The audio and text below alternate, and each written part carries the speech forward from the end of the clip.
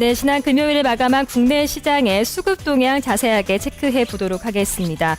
양대 시장 모두 하락으로 마감 지었습니다. 특히 코스닥 시장의 기관의 집중 매도가 이어지면서 코스닥 지수가 2%가 넘는 조정을 받으며 482선에 마감한 날이었는데요. 코스피 지수 같은 경우는 1860선에서 마감을 지었습니다. 수급 동향은 어땠을까요? 유가증권 시장부터 살펴보겠습니다. 유가증권 시장의 투자 주체별 매매 동향입니다.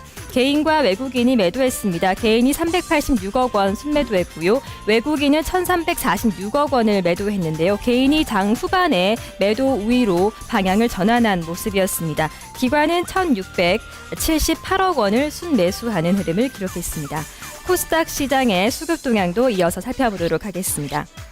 자, 코스닥 시장에서는 외국인과 기관이 동반으로 매도를 했습니다. 특히 기관이 강하게 코스닥 시장을 압박하는 흐름 속에서 코스닥 지수 2%가 넘는 조정을 받았는데요. 기관 1,085억 원을 순매도했고요. 외국인은 128억 원을 순매도했습니다. 반면 개인만이 1,200억 원을 순매수하는 흐름 유지를 했지만 지수 상승 이끌기에는 크게 부족한 모습이었습니다. 선물지수 이어서 살펴보겠습니다.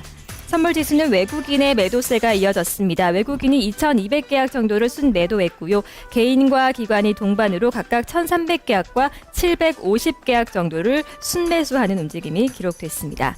자, 외국인과 기관의 공통적인 움직임 한번 체크해 보도록 하겠습니다. 먼저 순매수 상위 종목에 이름을 올린 종목부터 살펴보도록 하겠습니다. 먼저 외국인의 순매수 1위 종목은 SK 하이닉스로 집계가 됐습니다. 이어서 2위는 KT, 3위가 NC소프트, 4위는 삼성 SDI였고요. 5위에는 기아차가 올라왔습니다. 다음 기관의 순매수 종목도 이어서 살펴보겠습니다. 1위가 기아차이고요. 2위는 삼성전자, 3위 현대차, 4위가 코덱스 200이었고요. 5위는 LG전자로 이어졌습니다. 전차 군단이 기관에서 좀 많이 매수를 한 것으로 집계가 됐네요. 자, 그러면 순매도 상위 종목들의 흐름도 이어서 살펴보도록 하겠습니다. 먼저 외국인의 순매도 상위 종목부터 살펴보겠습니다. 1위는 삼성전자입니다. 2위는 코덱스 200, 3위가 LG전자, 4위는 현대차로 집계됐고요. 5위는 현대모비스로 역시 순매도 종목에도 전차군단이 많이 이름을 올렸습니다.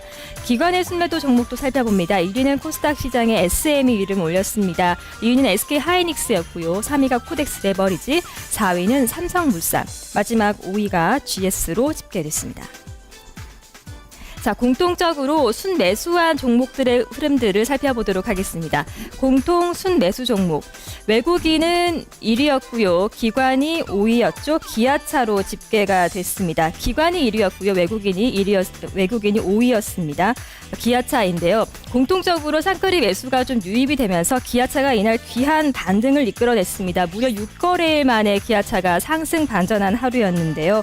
기아차를 중심으로 해서 현대차와 현대모비스 등 현대차 3인방이 골고루 상승을 하면서 금요일과 같은 약세장 속에서 시가총액 4위 종목군들 가운데 기아차, 현대차와 현대모비스가 좀 강한 반등 이끄는 모습 눈에 띄었고요. 이런 흐름들 속에서 운송 장비 업종이 상승하는 그런 흐름을 나타냈습니다.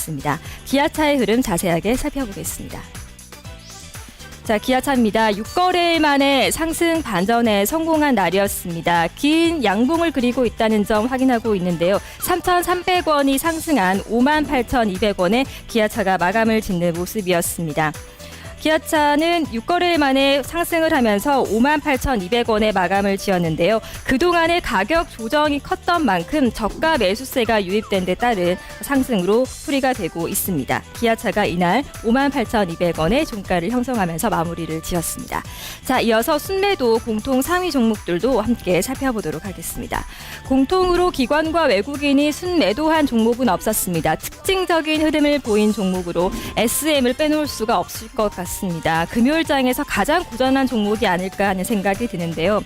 SM 같은 경우는 기관 투자자들이 강력하게 좀 매도를 하는 모습 속에서 SM 쇼크에 코스닥 시장이 급락했다라고 해도 과언이 아닐 정도였습니다. 지난달 초에 기록했던 52주 신고가였죠. 71,600원에 비해서는 40% 가까이 급락한 하루를 기록했습니다.